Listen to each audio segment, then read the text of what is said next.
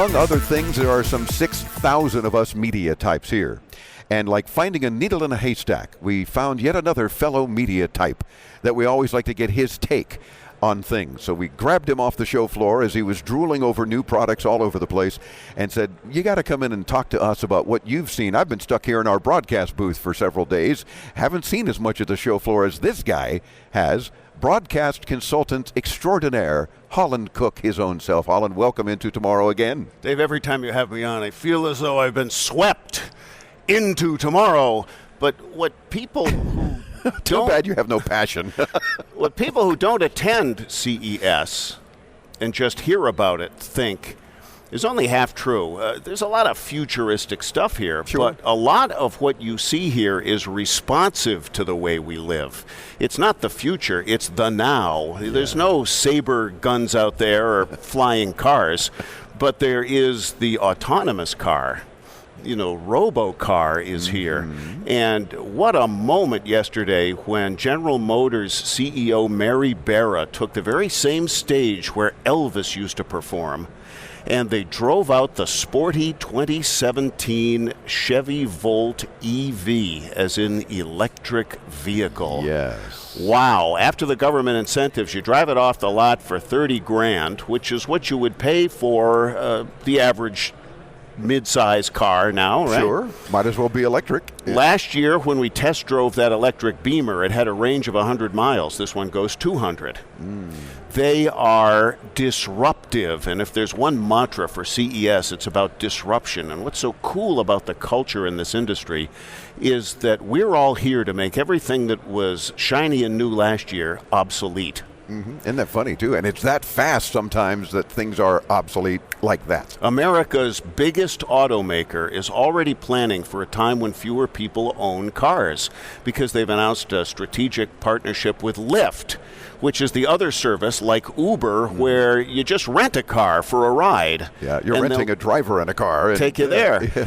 GM is in an alliance with Mobileye, which is software. They're loading mapping data into the dashboard ultimately for the driverless car, but in the meantime, your GPS-based dashboard will tell you two ways to get there, the fastest route and the route that goes by the most charging stations. The rear view mirror. Maybe a third option of sightseeing on the way if you've never been there. There's got to be that. This data all exists. Right, of course. And this driverless car is not as fanciful as it seems because the car you're driving right now probably has cruise control. It's got that beep when you wander into the wrong lane. Sure. It's got GPS. What the connected car does is connect all this stuff. What you're doing when you drive more and more is you're operating a bunch of computers. And there are new tech accoutrements that come with it. In this new Chevy Volt, the rear view mirror is not a mirror. It's a screen for a wider angle view that you get out of a rear cam than you would just looking in the mirror. So this is disrupting automaking business as usual. In fact, some cars are now doing cameras for the side mirrors as well. Sure. So forget mirrors, that you're looking at screens. It's all about screens. The trick is to break what we built yesterday and make a new one for tomorrow. Look at Netflix. Talk about disruption. The TV networks are at wit's end because they've got 70 million members now, many of them the cord cutters or the cord frayers who've had it up to here with their cable company, and nobody loves their cable company, except maybe they're downshifting to the internet access so they can use Hulu and Roku and all of these other things. Reed Hastings, the Netflix CEO, tells us 70 million members watched 12 billion hours in the fourth quarter of 2015. Jeez. He just announced he's in 30 new countries as of the other day. Now worldwide, with the exception of China and a few other places that just He won't says let we're him. being patient with China, but they got Russia and India. Imagine the size of the audience they add.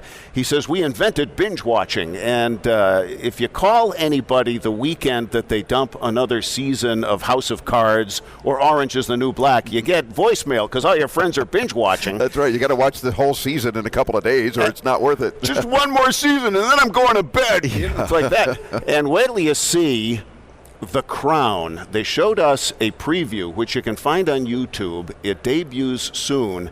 Set in 1953 as Queen Elizabeth takes the throne. The preview is riveting. What do you see? John Lithgow as Winston Churchill. No. This wow. Original programming. Yeah. So, and who would have thunk it, including him? Reed's been on the show over the years a few times, and I think if I had asked him, will you guys be producing your own content, it would have been, no, of course not. That's not our model. But boy, they sure shifted their business model to being a content provider and rivaling the HBOs and Showtimes and, of course, TV networks around the world. Award-winning actors, the best writers. Yeah. The era of Ed Sullivan, the appointment viewing, is gone. And a lot of what you see, the common thread in all this disruption here at CES is that control has been taken away from providers and given to users. Mm-hmm. As well it should be. So it's not just the future, it is the now. Yeah, and into tomorrow. Of course. Yeah, of course. Love it. Holland Cooke, always fun to have him on the program as he's holding up and showing off his press credential. I earned it. Yeah, he did earn it. Yeah, from Block Island, Rhode Island, a little tiny thing, a little area there, but nice area. And he's here also with Talkers Magazine, the talk industry Bible, if you will, and reporting for them from the show floor. Check his site out at survivalspeech.com, because you think he talks a lot just now? Check that out. He's got all kinds of goodies there. I'll even teach you how to talk at survivalspeech.com, where I've put all my CES stuff, the radio reports and everything. There you go. Check it all out. And, of course, we'll link you there when you visit us at intotomorrow.com. We're back with lots more and exhibitors here at CES on the show floor as Into Tomorrow continues for the 21st year from CES on the Advanced Media Network. Do not go away.